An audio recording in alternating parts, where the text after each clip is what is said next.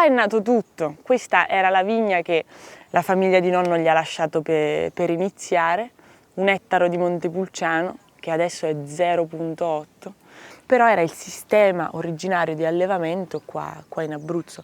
Da un pezzo di terra ci doveva uscire il sostentamento per la famiglia intera. Ed è bellissimo perché è un privilegio per noi adesso avere le pecore.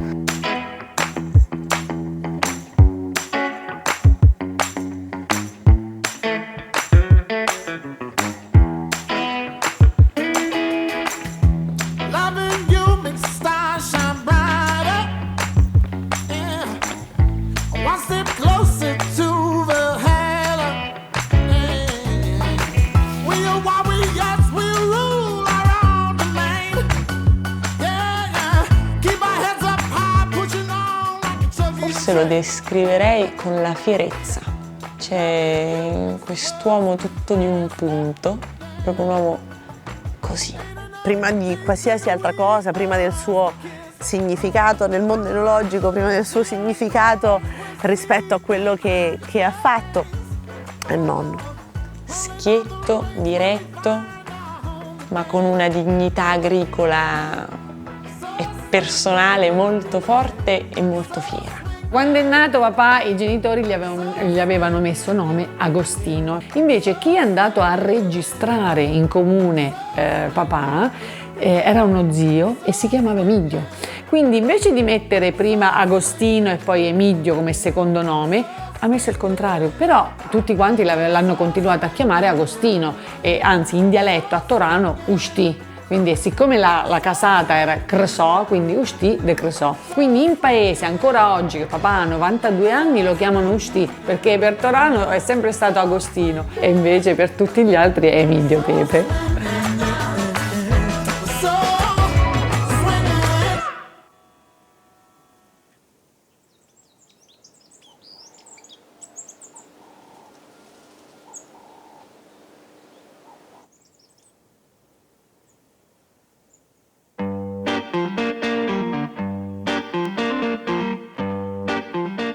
La sua vita è sempre stata un voler far capire che le sue idee erano quelle giuste.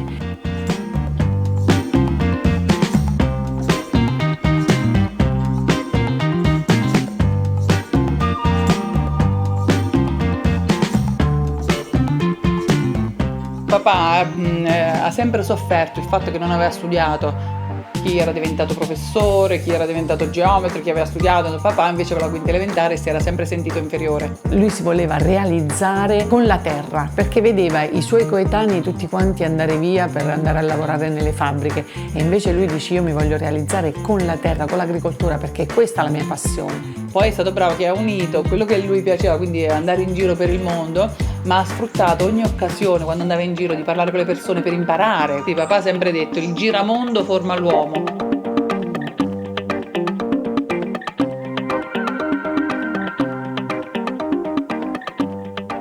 La Regione Abruzzo organizzò una degustazione a New York, però la Regione Abruzzo gli disse no, l'azienda è troppo piccola, non puoi venire. Papà non si fece scoraggiare per niente, mise 6 bottiglie di vino dentro una valigia e la settimana dopo andò a New York.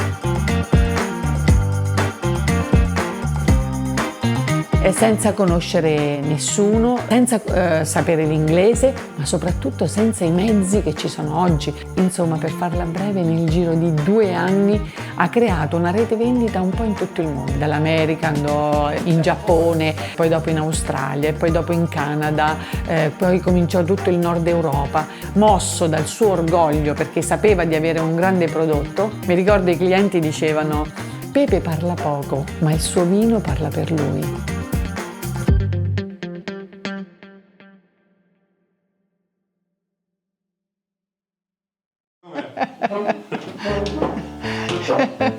Il figlio maschio lui lo aspettava perché sempre le figlie femmine, lui ha avuto 4 sorelle, quindi sempre in mezzo alle femmine. Viveva in un momento in cui la figura maschile era molto importante per l'azienda agricola.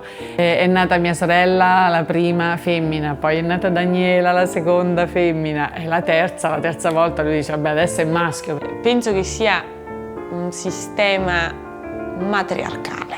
Da nonna a mia mamma e mia zia, a noi, una forza molto vera, con tutta la delicatezza e l'amore del mondo, no? Un mondo un po' maschile, voi dovete essere forti, dovete sapere che troverete tante difficoltà. Penso che mia mamma e mia zia di rospi ne hanno dovuti inghiottire molti.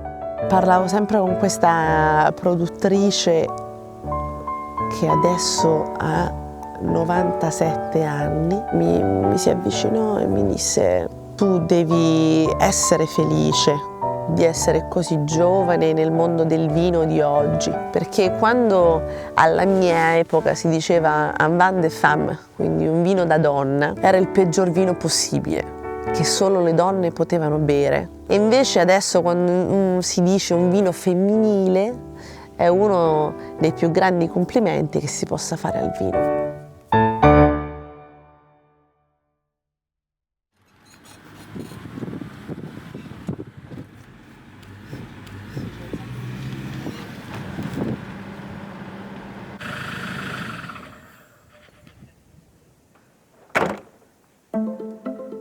C'è stato il momento in cui papà ha iniziato, poi è arrivata la nostra era. Abbiamo fatto tanto, noi non ci celebriamo tanto, non siamo abituati a celebrarci. E mia mamma e mia zia rappresentano l'idea concreta di quello che nonno aveva pensato, ma loro l'hanno messo a terra. Cioè sono stati 25 anni in cui l'azienda è cresciuta tanto e poi è cresciuta ancora di più quando sono arrivate le nipoti. È bello vedere come si sono susseguite 3 generazioni e ognuno ha portato qualcosa di se stesso, non solo nella gestione dell'azienda ma anche nel vino, perché quando lo faceva papà c'era la mano di papà, quando lo facevo io c'era la mano mia e adesso c'è la mano di Chiara. Nonno aveva proprio una modalità di stare in vigna, che non era una modalità lavorativa, era una passeggiata svelta di osservazione, un mettersi in contatto, credo. La presenza senza l'interferenza. Ha sempre avuto la visione dei vini naturali come la maniera più concreta di avvicinarsi alla perfezione. Essendo vini non filtrati, con il tempo il vino si spoglia e fa il deposito sotto. Allora tutte le bottiglie che stanno qui in cantina, prima di essere messe in commercio, vengono stappate e decantate a mano, ad una.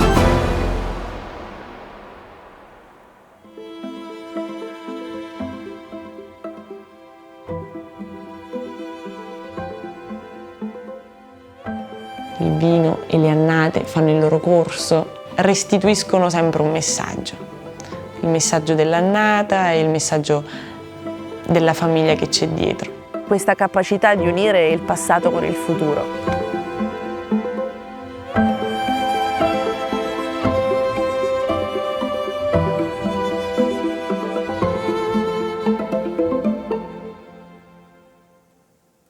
Da un momento all'altro Ale mi ha chiamato e mi ha detto: guarda, cercano qualcuno qua in Abruzzo e ti va? Io sono venuto qua. È stato divertente perché quando sono arrivato mi hanno chiesto se volevo cucinare qualcosa, no? E io immaginavo, mi hanno detto per la famiglia, io ho detto vabbè, la famiglia saranno, non lo so, 6-7 persone. Però la famiglia qua non sono solo i componenti della famiglia, se non tutto il resto, no? Quindi quanti siamo? 25, non mi ricordo, quindi...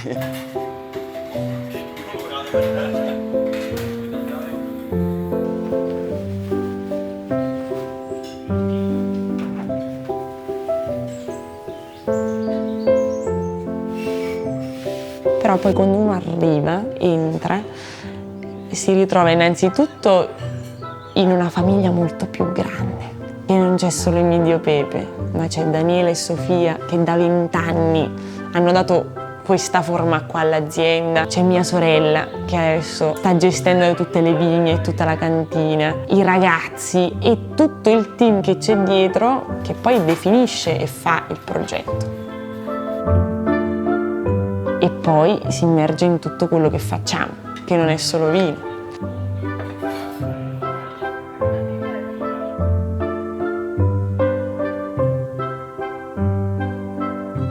Il pranzo per me è il momento della giornata. Che è un momento importante, noi ci fermiamo all'1 e ricominciamo alle 3. È bello anche che ci siano i ragazzi che lavorano con noi, quindi è veramente un momento di condivisione meraviglioso. Siamo un po' una famiglia unita. Nonna è una grande presenza e risorsa. La semplicità del gesto di nonna, di cucinare tutti i giorni a pranzo per una ventina di persone senza preoccuparsi minimamente. Siamo cresciuti con dei valori forti legati alla terra, legati alla famiglia, legati a questo senso del rispetto nei confronti del lavoro, che è anche creazione.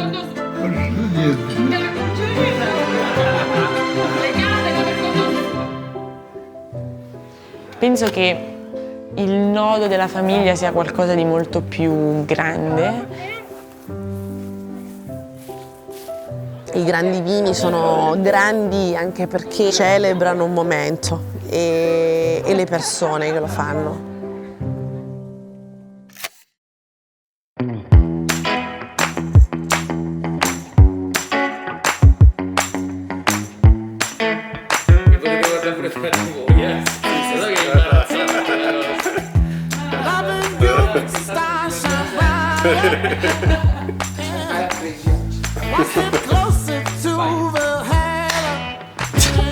Mi sento quella delle ricette.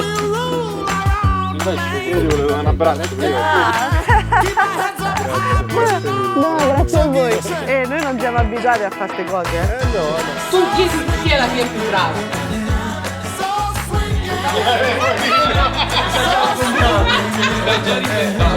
So